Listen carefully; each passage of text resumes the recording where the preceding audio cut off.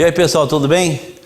Foi meio exaustiva a aula passada, é que a gente pegou todo o contexto geral da economia como um todo, das inserções dos momentos específicos e falamos um pouco já da economia e da macroeconomia, até da economia nacional. Hoje, voltando aqui falando sobre economia e mercado, vamos falar um pouco mais sobre macroeconomia e um pouco mais de economia brasileira. Eu chamei de macroeconomia 2 porque é uma continuação do que a gente viu aula passada. Então aqui, macroeconomia parte 2. Uma outra situação que a gente vai ter que falar um pouco das políticas econômicas do governo. Vamos falar um pouquinho da política fiscal, da política monetária, da política cambial e controle exterior e da política de rendas. Lembra? Um pouco a gente falou desses caras aqui, mas vamos falar bem mais específico. Vamos ver aqui a política fiscal. A política fiscal, esses caras aqui, nada mais é que a administração das receitas e despesas do governo, que pode também gerar déficit ou superávit. O problema é que o governo, nos últimos anos, vem gerando muito mais déficit do que superávit, ou seja, ele anda gastando mais do que ele arrecada. E como o governo de fato não produz nada, aí faz o quê? Com que ele cada dia mais abocanhe um pouco mais dos números ou da produção nacional para bancar sua conta, Tanto é que existiu até as chamadas PEC, São situações específicas que o governo pode abrir mão, tentando controlar um pouco mais desse déficit. O fato é que aqui está inserido as políticas tributárias do governo e as políticas dos gastos públicos. Ou seja, da noite para o dia ele tenta criar tributos, para tentar, ao invés de reduzir, controlar os seus gastos públicos de uma forma direta, ou seja, ele equilibrando as contas através do aumento da carga tributária, que a gente vai ver um pouco na frente, que é um pouco forte no contexto nacional. Mas vamos aí. Aqui, 2018, 33,58% de tudo que foi produzido, que é o PIB, o governo se apropriou para pagar suas contas, E esse índice é grande, Se a gente pegar aqui em 2005, 34, 30 em 2000, se a gente andar um pouco mais, 2017, 33, e até agora, nós pagamos aqui, até 9/6, 1,1 trilhão de impostos. Ou seja, por isso que todo mundo reclama, principalmente o empresariado, que a carga tributária é muito pesada no Brasil. Tudo que ele produz e vende, 33% vai para bancar a máquina chamada governo. Ok? Política monetária. Aquela é a política fiscal. A política monetária é a política que controla juros, meios circulantes, compulsório e política de crédito. É a atuação das autoridades monetárias sobre a quantidade de moeda em circulação em crédito e juros. Lembra do Selic? Onde o governo tem na sua mão a taxa básica de juros? Então, na política monetária, o governo consegue fazer com que o mercado aqueça ou desaqueça. Vamos pegar o caso típico da questão imobiliária. Se o governo entra com juros, muitas vezes subsidiados, para a construção de casas novas, o que ele faz? Ele aquece o mercado através de uma política monetária chamada expansiva. Amplia a quantidade de parcelas para se comprar, etc. Agora, se o governo reduz, ao invés de financiar 100% da casa, resolve financiar só 50% e aumenta a taxa de juros, o que ele faz? Ele adota medidas monetárias contracionistas. Reduz a oferta de dinheiro, aperta o cerco e reduz toda a oferta de produtos no mercado, assim como as negociações. Vamos lá aqui, evolução da taxa de juros, que eu falei para vocês, Em 2012 a gente estava em 7,25, 2014 em 11, 2015 chegamos a um patamar de 14,25, baixamos em 6,75 e hoje, 2017, a taxa básica de juros é 6,50. É o governo tentando monitorar a taxa básica de juros, porque a partir dela que você tem efeitos positivos ou negativos, ou redutores, ou formas de aumentar os juros de uma forma geral para o consumidor. Quando os juros aumentam, imagina o sujeito que ia comprar uma televisão parcelada. Subiu os juros em X%. Ou seja, da noite para o dia você conseguia pagar a parcela e agora não consegue mais. Então esse sujeito já não compra mais a TV. O outro que ia comprar, agora tem que pagar juros mais altos. Ele deixa de gastar em outras coisas para poder pagar essa diferença que ele tem na parcela dos juros da TV. Então ele faz uma contração no gasto. Agora o inverso também é verdadeiro. Quando os juros estão mais baratos e é possível o sujeito comprar mais. A gente viu isso em histórico, onde existia no mercado venda do carro em 72 parcelas, por exemplo, sem entrada, né? Momentos diferentes do mercado aqui. E a política cambial. A política cambial, normalmente as pessoas olham muito para o dólar, mas ela mede mais o valor da nossa moeda, o real, em relação às outras moedas. Mas vou pegar um caso bem típico aqui do real. Em 22/8/2014, o dólar comercial estava em 2,28. Em 16/7, ele estava em 3,75. Ou seja, houve uma desvalorização do nosso dinheiro na casa de 64,72%. O que isso quer dizer? Quer dizer, se você tinha um bem por 6 dólares, e o seu real valia a mesma coisa, esse produto que custa 1 dólar, você dava o seu dinheiro lá e levava o produto. Agora, perdeu 64% de valor. Ou seja, você tem que pegar muito mais reais para comprar o mesmo dólar ou a mesma mercadoria. Tudo bem? Isso influencia diretamente nas nossas importações e também as nossas exportações. Se o nosso dinheiro vale menos, é muito mais fácil você exportar, porque lá fora os produtos custam menos, para quem vai comprar lá. Em compensação, para você importar, o seu dinheiro vale menos. Assim é mais difícil você comprar um produto lá do exterior para usar aqui dentro, porque da noite para o dia ele ficou 64% mais caro. Da noite para o dia não, são 14 para 19, são 5 anos. É uma desvalorização bem considerável aqui. Então, a ação do governo sobre o mercado de divisas aqui influencia diretamente a política do comércio exterior, importação versus exportação. Tudo bem? A ação do governo sobre as exportações e importações, conforme comentado. Taxa de câmbio. Então, é a medida de conversão da moeda nacional em de outros países. Tipos de formação de câmbio: taxas fixas e taxas flutuantes. Taxa fixa, o governo intervindo, falando que o valor é esse do dólar em relação ao real, o real em relação ao euro, ao ien, etc. E taxas flutuantes, o governo deixando o valor da sua moeda flutuar em função do próprio mercado, das ofertas que tem lá, das demandas, etc. Qual que é a importância do controle de câmbio? Manter a taxa de câmbio da moeda nacional, da conveniência de comprar ou importar, do desenvolvimento econômico do país, de regular as operações financeiras e também de proteger a economia nacional. Se a moeda nacional valoriza muito em relação ao real, qual que é a vantagem de uma forma geral? As pessoas comprarem mais barato do importado. Quando a entrada é muito mais fácil do importado, o que acontece com a indústria nacional? Ela não consegue absorver esse impacto de custo e ela acaba quebrando. Por outro lado, se o nosso dinheiro desvalorizar muito, né, eu privilegio a produção nacional até o momento X. Quando ele tiver que importar, por exemplo, máquinas e equipamentos, considerando que a maioria da indústria nossa, grande parte do seu pátio operacional é importado, aí fica muito mais caro dele ampliar a sua infraestrutura. Aí ele tem um problema do quê? Na hora de comprar, a conversão do dinheiro dele vale menos e ele compra menos. E aí tem um problema estrutural. E dizem também, isso não é só lenda, mas é empiricamente comprovado, que se você manter a taxa muito desvalorizada, o problema é que no longo prazo a sua indústria torna-se menos competitiva em relação ao mundial, já que ela está menos exposta à competição mundial. Mas vamos lá, são outros temas aqui. Política de rendas, conjunto de medidas visando o quê? A distribuição de renda. Modelo mais conhecido, via preços, os planos econômicos. Você congela o preço e aumenta o salário. Assim, de uma forma geral, você consegue dar mais dinheiro, considerando que os preços são baseados na oferta de produtos, ou seja, está na mão de uma classe X. Os salários estão na mão dos trabalhadores, então você aumenta esse poder de compra dele.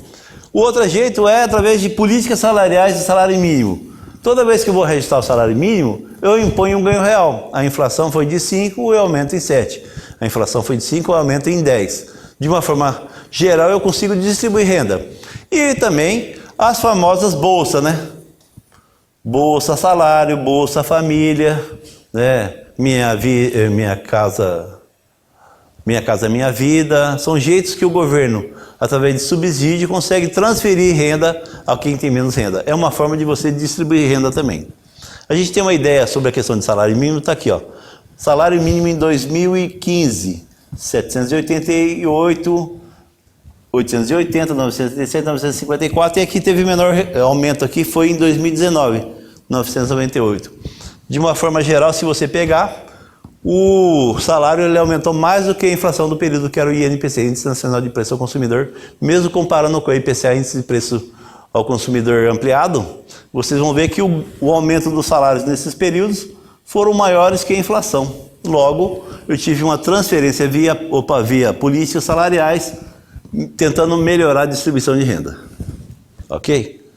Vamos andar mais um pouco aqui. Transformações econômicas mais recentes. O tema aqui agora é a economia mundial. A economia mundial mudou muito nos últimos anos, principalmente quem viveu até 1999. 2000, com a era da globalização, o mundo mudou muito. As economias nacionais entraram em xeque. O governo não consegue mais controlar, não consegue ficar fora do mercado internacional. Profundas readequações nas estruturas econômicas dos países.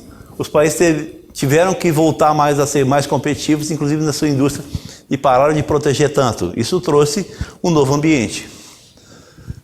Globalização. Um fenômeno gerado pela necessidade da dinâmica capitalista de crescer, numa chamada ideia global. O fato é que, até os anos 1990, que é o final da década de 2000, o mundo vivia um modelo de econômico, onde cada país tentava se fechar mais e construir um autodesenvolvimento. Esse modelo ficou estrangulado a partir do momento que essa situação concentrada não conseguia dar resposta às demandas externas, principalmente em países em desenvolvimento, como o Brasil e outros países estão diretamente relacionados, assim como no mundo mais eficiente, que é os mundos dos países chamados desenvolvidos, por exemplo, Estados Unidos e grande parte da Europa.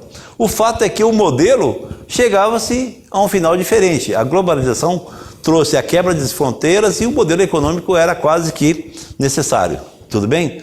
Uma relevante valorização dos mercados, uma crescente preocupação com competitividade e principalmente menor participação do Estado na economia. Ou seja, os governos perderam poder aqui.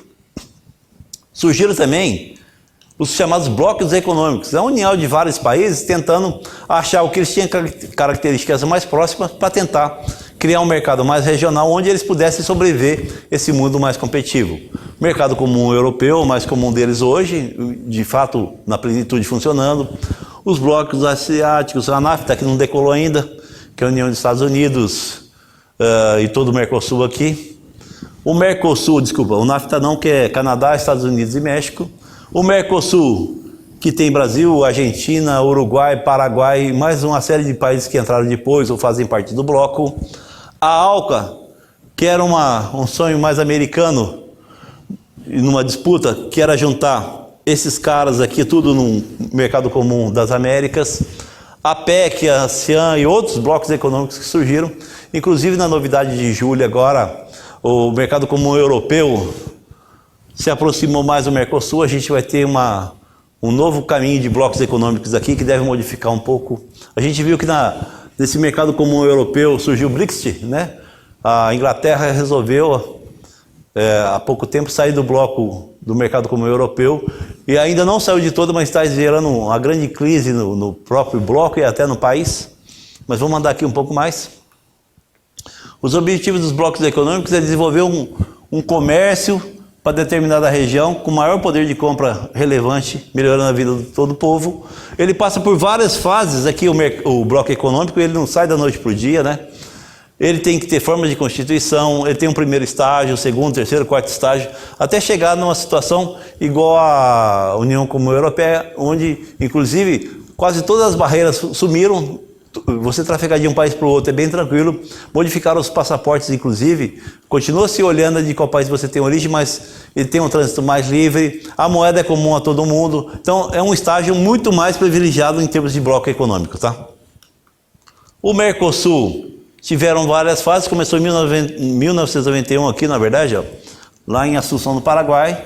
Foi um tratado para dar início a isso aqui. Teve muitas evoluções no Mercosul, ó. Ele não tem aquela fase do mercado comum europeu, onde existe uma moeda única, ele não chegou nisso, embora ele já tenha fazendo acordo lá com o mercado comum europeu para inteirar mais os blocos. O fato é que o Mercosul, por um período, ele ficou sem decolar. Ficou meio parado, teve algumas brigas entre os maiores players aí, Brasil e Argentina. A Argentina achava que o Brasil estava muito ávido no mercado argentino, estava destruindo as indústrias, por exemplo, indústria branca, indústria de automóveis, etc. Mas sempre estão sendo um atrito comum entre todos os países. O fato é que o Mercosul até que andou bem, nos últimos anos parece que deu uma acordada aqui, deve andar um pouco mais, tá? Mas o fato é que ele teve períodos muito difíceis. Esse fato todo, principalmente depois de 2000, foi marcado por alguns fatos bem específicos. A volta do liberalismo econômico, liberalismo, neoliberal e neoliberalismo. O fato é que, numa economia globalizada, o Estado, ele começa a ser um peso de uma economia de uma forma geral. Liberalismo, neoliberal ou neocapitalismo diz o seguinte: o Estado, o governo, está pegando muito dinheiro da produção total. O Estado está muito grande. O Estado, como ele não produz nada, e ele deveria ter foco no bem-estar social, de cuidar mais da sociedade como um todo, não ser como um agente ativo na economia. Então ele deveria ter um tamanho menor. Ele deveria ser mais liberal, ele deveria influenciar menos nas transações comerciais, ele deveria influenciar menos na economia, ele deveria deixar o mercado se autorregular. Então surgiram as vertentes chamadas liberais. Porém, é bom a gente lembrar aqui, o Brasil passou por algumas reformas, intensa movimentação no início dos anos 90, a economia brasileira começou a se abrir para o mundo afora, abertura comercial, abertura da conta capital. 98 foi palco do início das privatizações de telecomunicações de energia elétrica no país,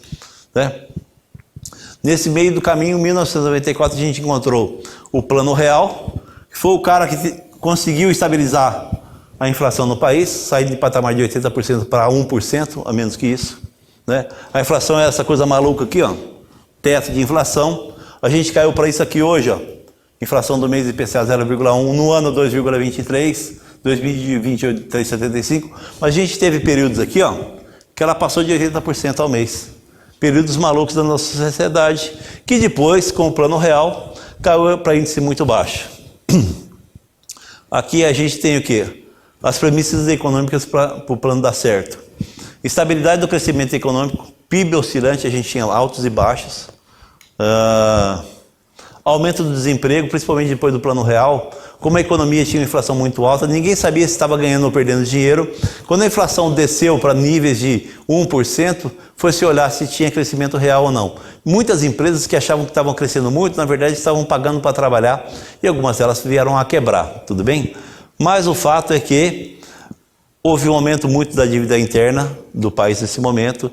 Outras condições para o pré-lançamento, a ausência do fator surpresa. Todos os planos econômicos surgiram até então, o governo falava que ia congelar preços, aumentar não sei o que, diminuir tal coisa. Aqui não, ele foi implementado uma unidade de referência de valores que juntou vários indexadores e falou que tal dia tudo vai mudar, a gente vai mudar de cenário, vai virar real. Então a inflação foi se adequando, os indicadores foram se adequando. Substituição natural da moeda, inclusive, e final dos congelamentos aqui, 3 frentes foram abertas, um ajuste fiscal. O governo falou assim, eu tenho que ajustar minhas contas, estou gastando mais do que devo. Uma indexação completa da economia na chamada URV, Unidade Real de Valor, juntou os índices. Uma reforma monetária transformando o dinheiro de URV para real, numa data pré-marcada, ou seja, o dia da mudança, Ele juntou esses indexadores, IGPM, geral de preço de mercado, índice de preço ao consumidor FIPE e IPCA, juntou tudo como um indexador comum a todos, Paridade fixa do dólar para o ARV, ou seja, no momento X, uma ARV vai valer $1, fez uma paridade 1 por 1. E aí propiciou a reforma monetária. Então, fez com que a ARV virasse a unidade de medida, que depois vai virar real, e o aumento da dívida pública inicial para bancar o déficit público, e depois para tentar estabilizar. O sistema bimonetário, chegou um momento que a gente tinha o Cruzeiro Real e o RV no mesmo ambiente, mas por um período pré-determinado, né? A implantação do real foi 1º de julho de 1994, tinha data e hora marcada para isso acontecer. Então a conversão da URV do dia pegou 2.750 cruzeiro real e falou, de agora em diante isso aqui vale R$1. Não, uma maluquice? Você pegar 2.700 de dinheiro na sua casa, chegar lá, entregar e levar sua mãe de ir embora? É isso que aconteceu. Desvalorizou o dinheiro até chegar no número aqui. Pra você ter uma ideia de inflação do IPCA, ó, todos os juros, ó, juros de 95, 2,36, vamos pegar aqui, julho de 2017, 0,24, a inflação, 2019, 2,23 para julho, 0,01 pelo INPC e pelo IPCA. O fato é que o RV num dia era assim, um RV que era igual a R$1, que valia $1. Então naquele momento, se você pegasse R$1 e $1, tinha o mesmo valor. Você conseguiria comprar uma caneta com 50 mil aplicações, lá no Brasil valeria R$1 ou $1, e nos Estados Unidos valia a mesma coisa. E hoje, em 16, ou hoje não, outro dia, né? A gente já passou por isso aqui. Em 16/7/2019, $1, você precisa de R$3,7583. Então agora você não compra mais, não tem mais essa paridade de 1994. Hoje, para você ter R$1, você precisa pegar R$3,76 para comprar $1. Caraca, a gente voltou para o buraco no nível mais baixo, mas a gente voltou a ter uma situação de desvalorização cambial. Reformas monetárias aqui então, só para a gente ter uma ideia, ó. Nascemos com R$1 em 1833, já mudamos para réis em 1833 mesmo, em 42 a gente virou cruzeiro, em 64 o cruzeiro extinguiu, cortou os zeros no final, em 67 surgiu o cruzeiro novo, em 70, 10 anos depois, virou novo cruzeiro, em 84 cortou centavos de novo, em 86, 2 anos depois, para cada um desse cara aqui, ó, eu precisava 1.000 desses caras aqui para comprar um cruzeiro, um cruzado. Em 89, 3 anos depois, surgiu um novo cruzado. Você pegava 1.000 cruzados para pegar um cruzado novo. Já em 90, ó, logo depois, virou o cruzeiro. Em 93, 3 anos depois, tinha que pegar 1.000 cruzeiros para comprar um cruzeiro real. E em 94, a tamancada geral aqui, ó, eu precisava de 2.750 de cruzeiro real para comprar R$1. E aí a coisa parou de ter essa loucura total aqui, né? Na verdade, se a gente pensar, ó, isso aqui é uma loucura, né? Em menos de 4 anos, o seu dinheiro perdeu 1000% de valor, né? É uma carroça de dinheiro para pegar um. E se você pensar aqui 1.000 mais 2.750 dá 3.750. Tudo bem? Beleza? É isso. Próximo encontro, a gente vai falar um pouco mais sobre questões econômicas, mas em ambiente um pouco diferente, falando um pouco de microeconomia também. Um abraço, até lá.